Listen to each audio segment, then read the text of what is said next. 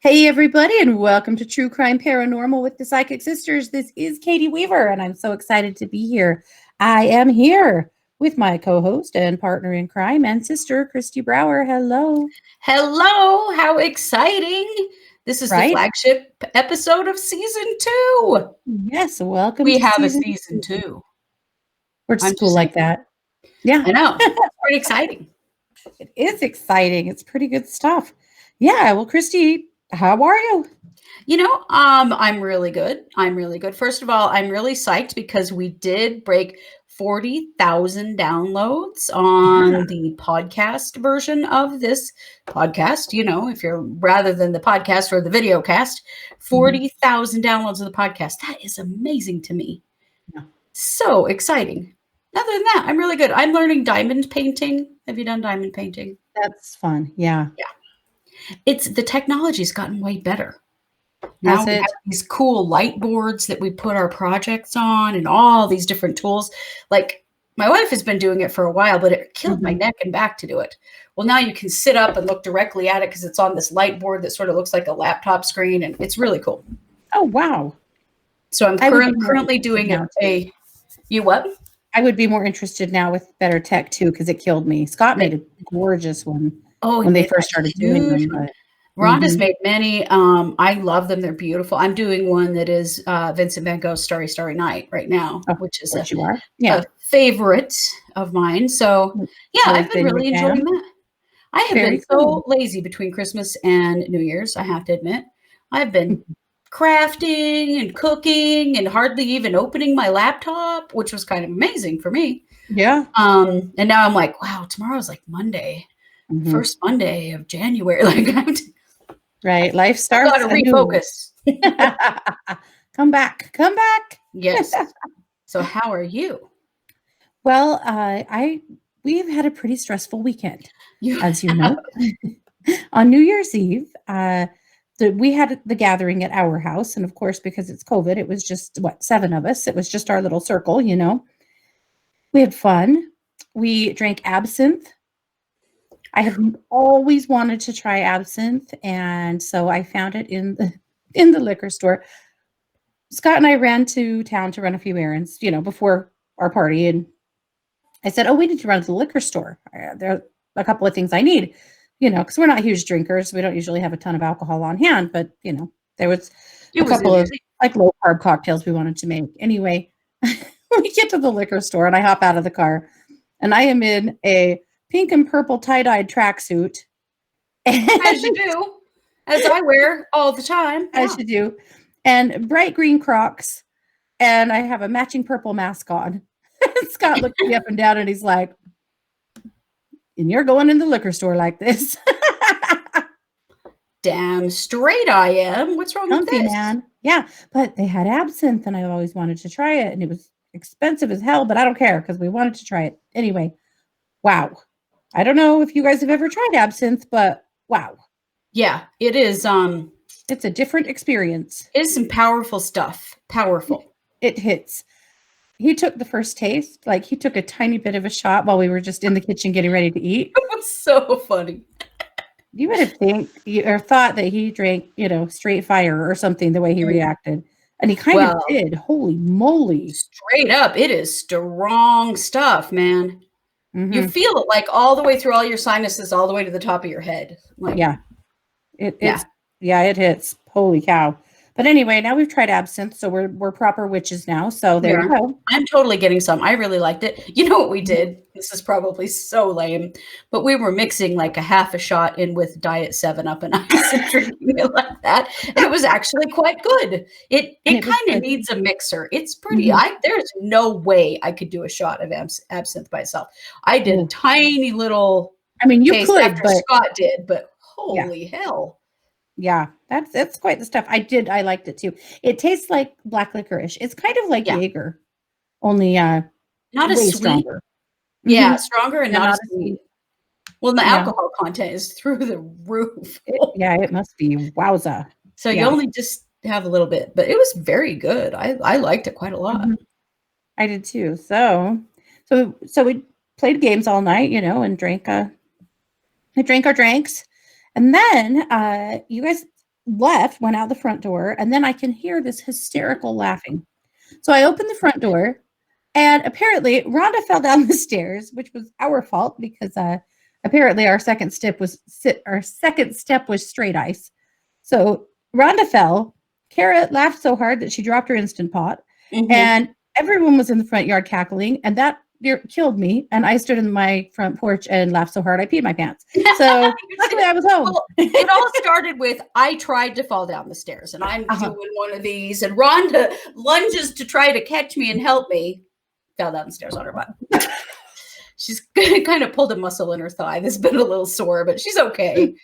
But yeah, it was quite a scene. And then Kara's holding this huge Instant Pot, right?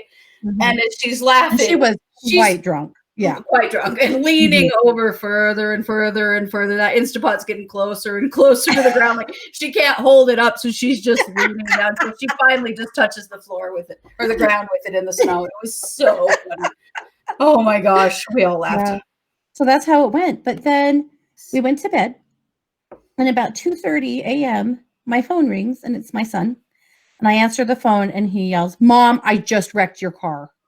I had let him borrow my car and take it to Boise for the weekend. My car's a lot better than his, and he was going home for the weekend to hang out with his friends and go to his house because he's been here for 2 months working in between his semesters. And he was in a hell of a wreck. And it's still, I'm so shocked. And it was not a call a mom ever wants to get, but apparently there was a group of teenagers that had been at a party drinking, and they had called for a DD. They did the right thing, called somebody to drive them home. And they were headed down the same highway, the same direction my son was heading. And apparently a drunk driver, a guy in his mid-20s, got on the highway going the wrong direction. And that car and this car of teenagers had a head-on collision at around 65, 70 miles an hour. And within seconds, my son came through. So the drunk driver's car was laying on its side in the right lane, blocking the right lane. Now know that it was 2:30 in the morning and it was foggy and he couldn't see anything. He didn't even know that car was there. He hit debris, scared the hell out of him. He stopped, got off to the side and stopped. Then he realized that right next to him was a car in the right lane. There were no lights on. The insurance agent told me that when a car is in a high impact wreck like that, usually all systems shut down. So there were no lights on either car. He didn't see anything until he hit debris and came to a stop. Had he been in the right lane, he would have collided with that car at 65 miles an hour. It's just so freaking scary. Yeah. So he sat and watched them, waiting. Well, 911 was called. The police came. He watched them use the jaws of life to extricate that guy from his car. And he apparently is in the hospital in pretty bad shape. But really tragically, the car he hit, one of the kids was killed, a 19-year-old. Yep. It's sad. So sad. It's so scary and sobering. It's so scary for Micah to think that, he nearly died that night. It's a miracle that he was in the other lane. It is. Because there were no cars on the road really, And I said, why were you in the left lane? And he goes, I usually just by habit travel in the left lane if there's no other cars around. Thank God he did. I was on the phone with him when the officer came to his door to take a statement. Because of course he waited for a long time because, they were dealing with all the humans, of course, the injured people. And he wasn't hurt, thank God. And so when the officer came to his door, I was on the phone with him. And the officer said, so did you swerve or were you in the left lane? And Micah said, no, I was just in the left lane and this debris came out of nowhere. And he said, I am so glad you were, bud. I am so glad you were. And I thought, yeah. Yep. So he was the first car on scene and then of course turned his flashers on, or another car could have easily have plowed into that car, but they saw him and stopped. Right. Yeah. And it closed the highway for hours. It took him hours to get done. And they finally decided that my car was drivable for him to get home. He was only like 10 minutes from his house. The insurance then told me, no, it was definitely not drivable because the airbag light is on and it locked the seatbelt. Apparently in newer cars, when you wreck, it activates some servo or something that locks the seatbelt. Anyway, the insurance agent told me that in that kind of a collision and with the airbag light flashing, that means that the airbag malfunctioned. Oh. Yeah. So it should have gone off. Yeah. So he said the car should have been towed and not driven for those reasons. But anyway, it was driven. So now it's at the body shop, and we'll see. The insurance actually tried to tell me that they may rule this accident my son's fault because he didn't swerve out of the way of the debris. That is The problem insane. with that, of course, is had he swerved, he would have swerved right into the wreck, for one. And had he didn't see the debris, it came at him. I mean, there was no swerving to get away from it anyway. So stupid. Yeah. So hopefully our deductible is like $1,000. I know I've obviously set up shitty insurance and have to fix that. But anyway, so hopefully it's not ruled his fault. It's not his fault. I mean, what? Oh, how could this be his fault? No. Anyway, so we are fine. He's fine. We met halfway, met our daughter halfway, and she brought him back to us so he could come home and get his car and work this week. I'm without a car currently, but we have cars. Don't think I don't have a ride. We have our pickup, I'm fine. But anyway, it's just cars. You always have lots of cars. It's scary and sobering, and it's just, I don't even know how to feel. And I'm just so freaking sad. He didn't know those kids, but a lot of kids on his football team did know them. Did they? Oh gosh. Yeah. Well, that's awful. Absolutely terrible. So that's how I am. Fun. It was a long answer this time. Holy crap. Yeah, sorry. Okay. Yeah. Well, we do have, Kristi, I have a case for you. It's a cold read. I don't know. It's a solved case, but maybe it's not a solved case. I'm going to just let you, I have a few questions for you about this case when we're done. Okay. So this is Alexandra it's such this last name. She's Romanian. I don't even want to try it because I'm going to ruin it. And I've even listened to videos to make sure I didn't do this, but it's Macesanu. Macesanu? Or Macesanu. Macesanu. It's Macesanu. Macesanu, I believe. So. Okay, close enough. I don't know. Okay. This happened in 2019. This is a fairly new case. She was hitchhiking. Yeah, she was hitchhiking apparently from where she lives into Caracal, Romania. Caracal is apparently kind of on the outskirts of Budapest. Yeah, okay. And she was hitchhiking. She was from her village of Dobra Sloveni to Caracal. So she was picked up by a 65-year-old mechanic who kidnapped her and took her to a home. He picked her up at somewhere along the way. He had put a blindfold on her, and he raped her, he beat her up, and he locked her in a room in a house and left. And at some point left. So about a day after she goes missing, she calls 911. Well, not 911. In their country, it's a different number, but 999 or something. Yeah. It's 112. Oh, it's 112. Got it. Okay. She calls 112 and tells them that she has been kidnapped. And the police, the way they treat her and talk to her is unthinkable. So I'm going to read you guys the transcripts. She calls 3 times. She looks around in the room she's in and finds a cell phone. Not hers. He took hers, but he somehow managed to leave his phone in this room she's locked in. So she calls emergency.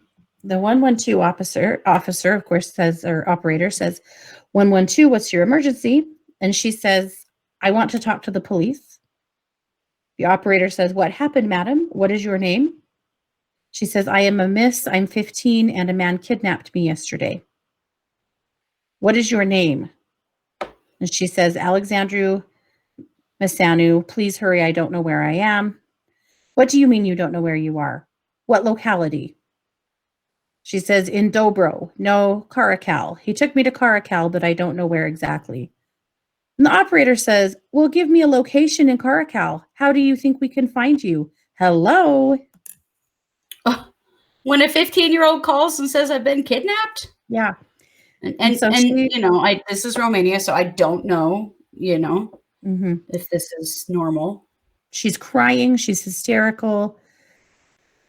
The operator says, have you been raped? And she says, yes, I've been raped. So they say, okay, stay on the phone, but try to give me a location to know exactly how to find you. So then she yells, he's coming, come quickly, please. And the call disconnects. And you can Do they hear not have GPS on cell phones in Romania? They do. Okay. So then you hear the 112 operator say, well, where shall we come in Caracal, man? Well, what the hell should I do? She's in Caracal. She was kidnapped and then taken to Caracal, but she doesn't know where. That's what the operator says to someone else after the call ends. Wow. So a few minutes later, she calls again. They don't call her. She calls them. I mean, it's just unbelievable. So this time they get a policeman on the phone with her. So she says, please hurry. I think she's thinking they can track the phone, Mm-hmm. He says, where shall we come, miss? Tell us. So she says, excuse me? And he says, where? This is all translated, of course. Right. That's why it's a little weird sometimes. She says, I don't know exactly. We passed by the dam, but now I think I'm in Bold. It can't be anywhere else.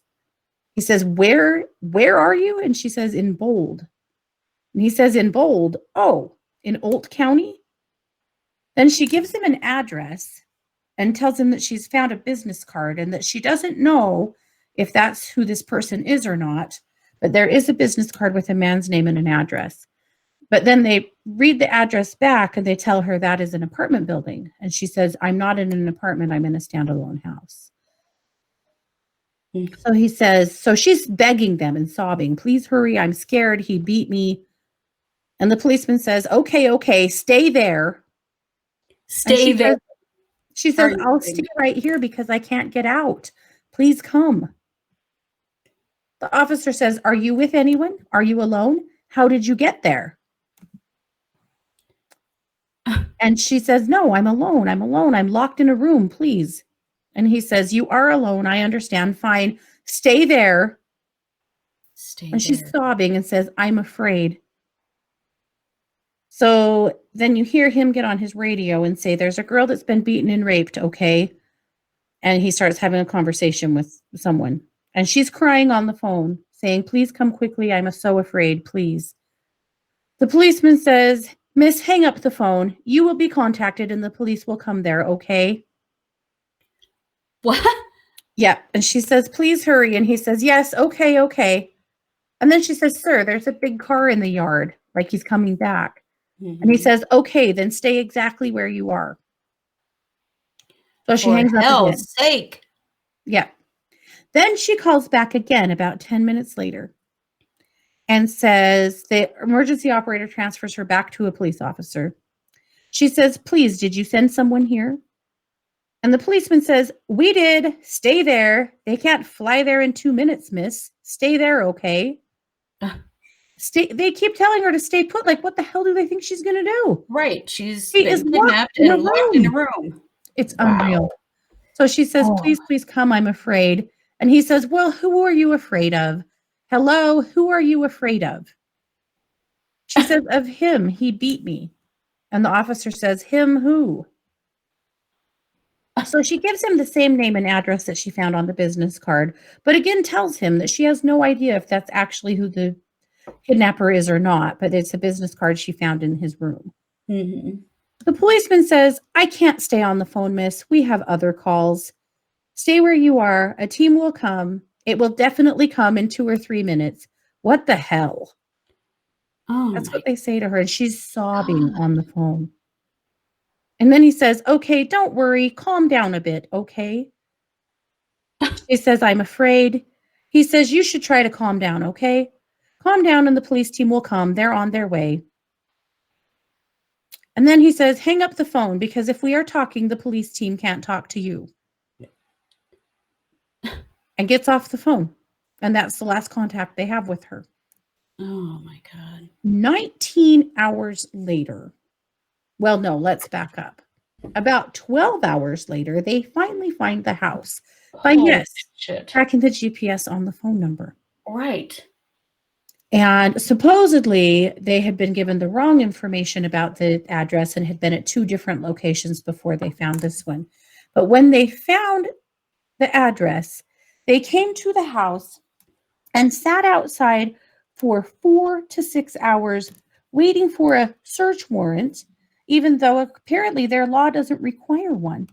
But they waited for one. They think there's a kidnap victim in there. They don't need a search warrant. Well, I don't know. I mean, in the U.S. you wouldn't, but. They finally storm the house, and they arrest this guy, this old guy, whose name is Jorge Dinka, and he tells them that he has killed her and that he killed another girl in the spring, an 18-year-old named Luisa Melancu, who's also been missing.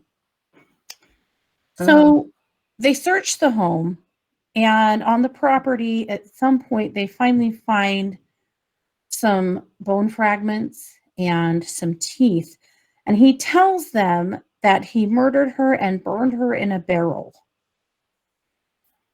So here's the thing. She's been the time they were all screwing around not finding her?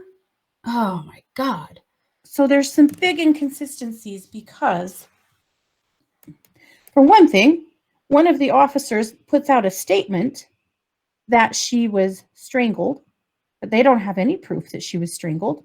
They don't even know if those remains are hers. They're just going on the word of the perp at this point. The neighbors, none of them say that they smelled anything weird or saw any smoke. So how would he have burned her body? Right. And we know from following the Daybell case that burning a human body to smithereens down to tiny shards of bone that's nearly impossible, you know. But at any rate, they do some DNA work on the bones. They finally decide from the teeth that it is her. But I don't really trust the police work here. The teeth were, they used a method to get her teeth straightened, to notify her, identify her through the teeth, through deconstruction, which basically means that they destroy the evidence to do it. The problem is, from the pictures of the teeth have dental work done that she never had done. And so, but the teeth are now gone. But they do, then later they said that they also identified her DNA from the bone fragments. But people are having a hard time trusting the police in this because... Gee, I wonder why. What the hell? Holy now, cow. Later, later in the month, they actually do find remains that they believe to be the other girl in the forest near his home. So her family initially really don't think that she's dead. They think that this was human trafficking, that he held her in the house for a certain amount of time and trafficked her somewhere else.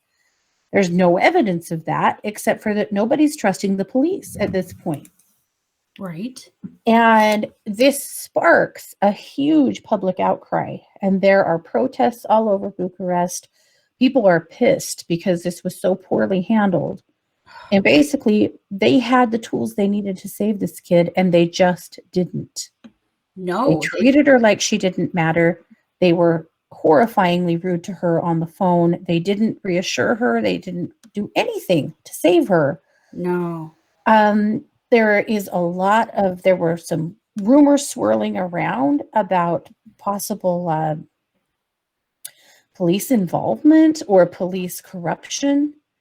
There actually were 2 ministers that were fired over this. There were a whole bunch of police officers that were fired over it. The only reason they were fired is because her uncle is kind of a minor celebrity in Romania and had a talk show on TV, and people know him. And he went to the media with the transcripts from the call. Oh, and wow. that's why we know about the call, because he went to the media with it. Well, that is so damning. The way that she was treated by the operator and by the police officers is unbelievable. Can you imagine having a 15-year-old sobbing on the phone, telling you that she was kidnapped, that she was raped, that she was beaten, that she was scared to death, begging you to come and save her, and No, act man, like you that? call out the freaking cavalry on that. You send Right? everybody. Like, what is going on Mm-hmm. that they would be so careless? Just, Yeah. So the prime minister basically jumped all over it. In the next week, the Ministry of Education said in an interview, she was super dismissive about it and was like, well, I was taught not to get in cars with strangers. Too bad she wasn't.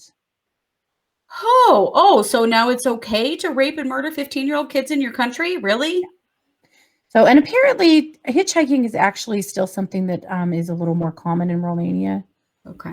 Something here in the US that like we're horrified by, that was more of like a 70s thing. But from some chat rooms I was reading on this case, that's not super surprising that there was a kid that was hitchhiking. That goes on. Yeah.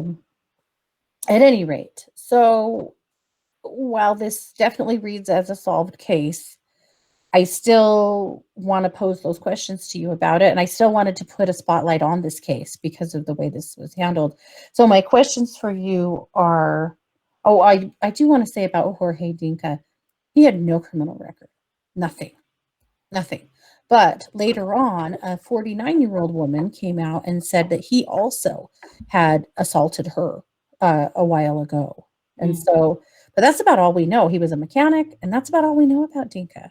I mean, he's in prison, he'll never see the light of day again for both of these murders. But so the questions are, did he truly kill her?